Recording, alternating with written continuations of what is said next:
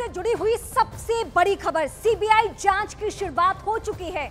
NTA अधिकारियों से पूछताछ संभव है।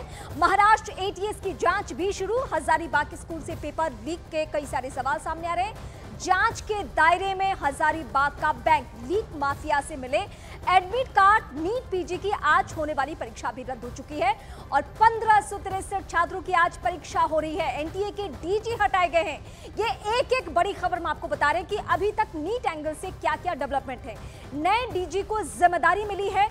ये अलग अलग तस्वीरें और साथ साथ बड़ी बातें। नीट केस की सीबीआई जांच अब होगी और नए सिरे से इस जांच प्रक्रिया को आगे बढ़ाने वाली है देश की सर्वोच्च जांच एजेंसी, जिस पर सभी को भरोसा है। इस मामले में अब राज्य सरकार अपने स्तर से अगर कुछ करने की कोशिश भी कर रहे थे तो ये कहीं से भी संभव नहीं है, क्योंकि सीबीआई पूरी पारदर्शिता के साथ इस जांच प्रक्रिया को आगे बढ़ाने वाली है। क्योंकि इस पूरे मामले में सबसे बड़ी जिम्मेदारी केंद्र सरकार से लेकर अगर एनटीए पर कोई है तो वो है परीक्षार्थियों का भरोसा बहाल करना, और ये बहुत जरूरी है। नीट पेपर लीक को लेकर बिहार की ईओयू यानी आर्थिक अपराध इकाई ने शिक्षा मंत्रालय को अपनी रिपोर्ट सौंप दी है। जो रिपोर्ट ईओयू ने सौंपी है उसमें अभ्यर्थी, एग्जाम सेंटर और अभिभावकों के साथ गिरफ्तार किए गए 13 लोगों का कबूलनामा है। इस कबूलनामे से ही ये साफ होता है कि पेपर लीक हुआ है। रिपोर्ट में जले हुए प्रश्न पत्र, मोबाइल से मिले इलेक्ट्रॉनिक सबूत और फोन कॉल की जानकारी दी गई है। इसके साथ ही पकड़ी गई गाड़ी से मिले एडमिट कार्ड, सॉल्वर के पास से मिले अभ्यर्थियों के रोल नंबर की भी जानकारी दी गई है। अभी तक इस जांच प्रक्रिया में यानी बिहार के बैंक जो है ईओयू, उसने जांच में अभी तक जो पाया है वो शिक्षा मंत्रालय को दे दिया है, सौंप दिया है। अब इन सारे एविडेंस का इस्तेमाल सीबीआई की टीम भी करने वाली है, लेकिन वो अपने जांच का दायरा और भी ज्यादा बढ़ाएगी। इस मामले को लेकर बहुत सारे सवाल उठ रहे थे। कहा यह भी जा रहा था कि राज्य स्तर पे इस पर राजनीति भी हो रही है। जहां तक पहुंचना है, जिन चेहरों तक पहुंचना है, वहां तक नहीं पहुंचा जा रहा है। लेकिन जैसे ही सीबीआई जांच की खबर कल देर रात आ गई है, उसके बाद से यह तय हो चुका है कि अब कोई भी वो चेहरा नहीं बचेगा जिसकी संलिप्तता इस पूरे मामले में है। नीट को लेकर बहुत सारे सवाल उठ रहे हैं। अभ्यर्थियों में से कुछ का कहना है कि रीनीट होना चाहिए, कुछ का कहना है कि नहीं, हमने पहले ही 1 साल का गैप लेकर 1 साल ड्रॉप करके फिर से एग्जाम दिया है। और इन बच्चों की, कुछ ज्यादातर बच्चों की उम्र तो 18 साल। आप समझिए, उन बच्चों जो ग्रामीण परिवेश से आते हैं, उनके पास अच्छे मार्क्स भी है, उनका एक पहलू है, उसे भी सुना जाना चाहिए। उनका कहना है कि रीनीट नहीं होना चाहिए।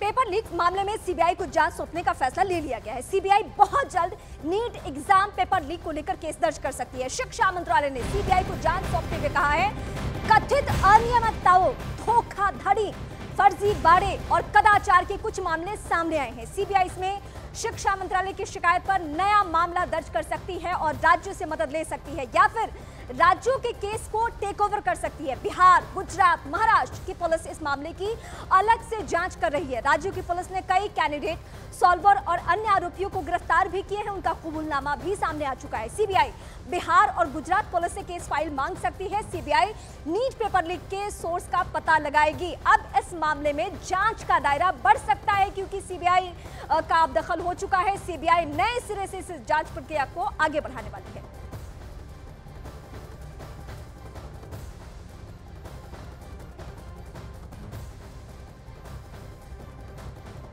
सबसे पहले मैं अपने सहयोगियों का रुख करूंगी। बहुत बड़ा, बहुत सनसनीखेज मामला है। आनंद, सबसे पहले तो सीबीआई के एंगल से मुझे समझना है, कल देर रात ही ऐसी खबरें आ जाती है शिक्षा मंत्रालय की तरफ से कि अब इस मामले में जांच सीबीआई करेगी, जो देश की सर्वोच्च जांच एजेंसी है, जिस पर लोगों का भरोसा है। देखिए, बिल्कुल जिस तरह से सीबीआई नेट यूजीसी जो पेपर लीक मामला उसकी जांच कर रही थी, लेकिन कल जिस तरह से शिक्षा मंत्रालय ने सीबीआई को इस पूरे मामले में जांच करने के लिए कहा है, तो किसी वक्त रीमा ये संभावना जताई जा रही है कि सीबीआई इस पूरे मामले में एफआईआर दर्ज करेगी आईपीसी के कई धाराओं में, जिसमें आईपीसी की धारा 120 भी, 420 और कई धाराएं शामिल हो सकती हैं। और उसके बाद सीबीआई की जो अलग अलग राज्यों में जो ब्रांच है, उन ब्रांच के अधिकारी जो हैं, जो अलग अलग एफआईआर दर्ज हुई हैं, चाहे वो अहमदाबाद में हुई है, गुजरात में, चाहे वो बिहार में दर्ज हुई हैं, उन एफआईआर को टेक ओवर करेगी और उन एफआईआर के आधार पर जितने भी इस मामले से जुड़े आरोपी हैं उन्हें फिर से कस्टडी में लिया जाएगा, या जो पेपर लीक से जुड़े हुए किरदार हैं उन तमाम लोगों की इस पूरे मामले में संलिप्तता से जो है वो जांच की जाएगी। तो सीबीआई का जांच का दायरा बहुत जल्द अब कई राज्यों तक फैलने वाला है और उसको लेकर सीबीआई की जो टीमें हैं वो लगातार कमर कस चुकी हैं। किसी वक्त ये खबर आ जाएगी सीबीआई ने जो नीट पेपर लीक मामला है उसमें एफआईआर दर्ज कर ली है। जी, मैं आपका रुख करती हूँ सीबीआई के एंगल से ही, लेकिन सुशांत सोनी हजारीबाग से इस वक्त मेरे साथ जुड़ चुके हैं। सुशांत, बिहार में ऐसे अभ्यर्थी भी पकड़े गए जिनका कबूलनामा सामने आ चुका है। उनका कहना है कि हाँ, हमें पेपर पहले से ही मिल चुका था, हमें हमारे फूफा ने, हमारे रिश्तेदारों ने वो प्रोवाइड करवाया। और वो लोग कौन कौन है? बिहार में अलग अलग पदों पे ये विराजमान है और कहा यही जा रहा था कि ये रसूख का इस्तेमाल करें। सुशांत, हजारीबाग में ऐसे कौन कौन से लोग हैं जिन्होंने अपने रसूख का इस्तेमाल किया? देखिए, हम हजारीबाग की बात कर ले तो जिस तरीके से इसका जो तार है वो बिहार से हजारीबाग तक जुड़ा हुआ है। पिछले दिन ईओयू यानी आर्थिक अपराध इकाई की जो टीम है हजारीबाग पहुंची। हजारीबाग के लोहसिंगना थाना क्षेत्र के ओएसिस स्कूल यानी जो नीट परीक्षा को लेकर परीक्षा केंद्र बनाए गए थे, मैं उसी परीक्षा केंद्र पे अभी मौजूद है, मैं दिखाना चाहूंगा। और यहीं पे जो है आर्थिक अपराध इकाई की टीम पहुंची हुई थी और सभी अधिकारी रैंक के जो लोग थे, इंस्पेक्टर रैंक के लोग थे, उन्होंने जो है वो कई पहलुओं पर जांच किया। यहाँ के शिक्षकों से बात की है। जो परीक्षा जिस दिन लिया जा रहा था उस दिन तमाम जो लोग शामिल थे, जो तमाम कर्मचारी थे, उनसे पूछताछ की गई है। इसके अलावा जो अन्य सेंटर जो बनाए गए थे वहां पर भी पूछताछ जो है वो की जा रही है। आपको बता दें कि जिस तरीके से लगातार 10 घंटे से भी अधिक ईओयू की टीम ने यहां से पूछताछ कर जो है कई जानकारियां इकट्ठा कर साथ में ले गए, कई लोगों का बयान भी लिया है। इससे कहा जा सकता है कि हजारीबाग के जो इसमें जो शामिल होंगे उनका नाम सामने आ सकता है। जी रीमा, ठीक है, मैं एक बार फिर से आपका रुख करती हूं, लेकिन इस बीच बड़ी खबर, नीट पेपर लीक कांड में एक और पर्दाफाश हो चुका है। बिहार ईओयू की जांच में बात सामने आई है कि हजारीबाग के ओएसिस स्कूल से पेपर लीक हुआ था और जो नंबर है बुकलेट जली हुई, उसका मैं नंबर भी बता दूं, 61364888 नंबर की बुकलेट जली हुई आरोपी अमित आनंद के घर पर मिली थी। वो स्कूल को आवंटित किया गया था। जांच में सामने आया बुकलेट वाले पेपर बॉक्स से भी छेड़छाड़ किया गया था। ईओयू की टीम अभी भी हजारीबाग में ही मौजूद है। अगर गिरफ्तार आरोपी जांच में सहयोग नहीं करते हैं और सही जानकारी अगर नहीं देते हैं, बिहार ओयू उनकी ब्रेन मैपिंग टेस्ट भी करा सकती है। ये टीम इतना भी आगे बढ़ सकती है इस मामले को लेकर, क्योंकि चौतरफा सवाल उठ रहा है और सबसे ज्यादा फोकस इस वक्त बिहार में इसलिए है क्योंकि वहीं से कुछ ऐसे लोगों की गिरफ्तारी जिन्होंने सीधे सीधे कबूल कर लिया।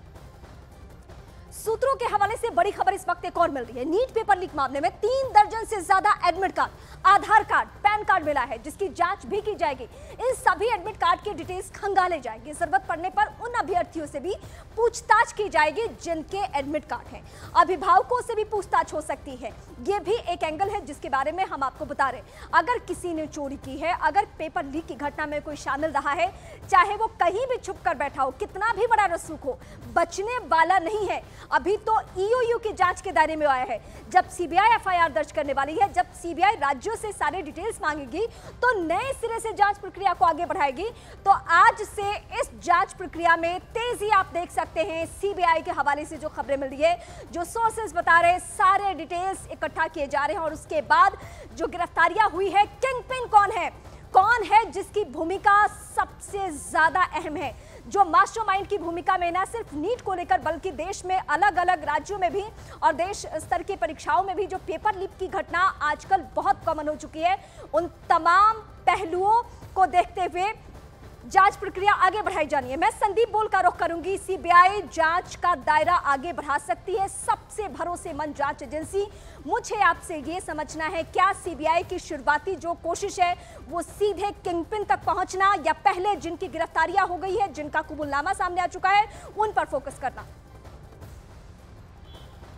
देखिए, सीबीआई जब भी किसी केस को पुटअप करती है या किसी केस को की जानकारी के लिए, इन्वेस्टिगेशन के सीबीआई को दिया जाता है, तो उसके पास कैनवस पूरा खुला हुआ होता है, क्योंकि पहले ही इन सब मामलों की जांच चल रही है। और उसी हिसाब से जब ये एफआईआर, जैसे कि आनंद ने भी बताया कि कभी भी एफआईआर दर्ज कर सकती है, तो जितने भी मौजूदा इस वक्त साक्ष्य हैं, जितने भी एविडेंस हैं, चाहे वो इलेक्ट्रॉनिक एविडेंस है, चाहे वो वॉइस एविडेंस है, या किसी ऐसे अभियुक्त की या आरोपी का कबूलनामा है, इन सब को असेस किया जाएगा। हर एक एरिया में सीबीआई के अपने जो जोनल ऑफिसर्स होते हैं वो एक्टिवेट होंगे और वो उन सब जांच पे अपना जो है वो डिटेल्स जो है वो मांगी जाएगी उनसे। तो ये अभी जो शुरुआत हुई है, आनंद ने जिस तरीके से बताया कि कभी भी किसी वक्त एफआईआर दर्ज हो सकती है, तो सीबीआई का काम करने का तरीका बिल्कुल अलग है। प्रीमियर एजेंसी है, प्रीमियर जांच एजेंसी है, और ऐसे में अगर सीबीआई की जांच के लिए कहा गया है तो इसका मतलब साफ है कि सीबीआई पहले से ही ये इस बात को लेकर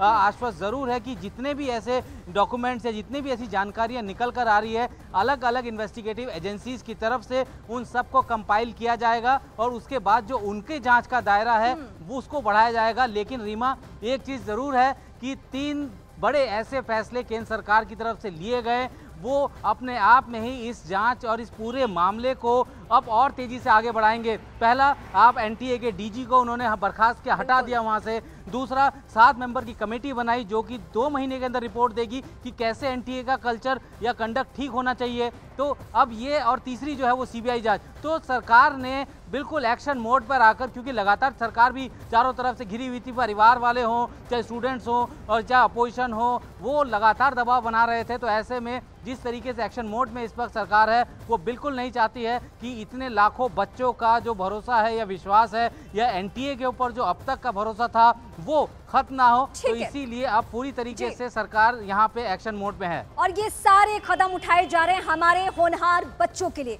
उन बच्चों के लिए जिनका भविष्य बहुत ज्यादा मायने रखता है इस पूरे देश के लिए भी।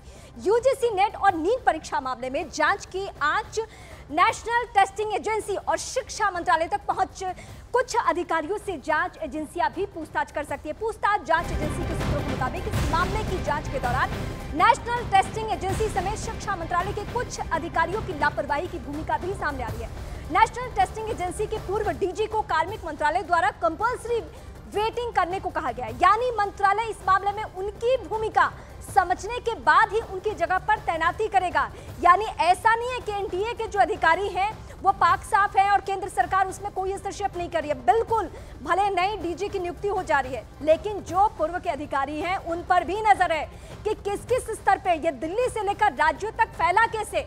मैं ओपी तिवारी अपने सहयोगी का रुख करती हूँ। ओपी, ये तो सबसे बड़ा सवाल है और बहुत ही कॉमन बातें हैं ये कि अगर एनटीए पर सवाल उठ रहे हैं तो सवाल उन तमाम अधिकारियों पर भी जो शक के दायरे में हैं, और उनसे भी सीबीआई की टीम पूछताछ कर सकती है कि ये कैसे काम करता है, कैसे दिल्ली से लेकर बिहार, गुजरात, महाराष्ट्र तक पहुंच रहा है ये तार। ओपी, ये सवाल आपसे था मेरा।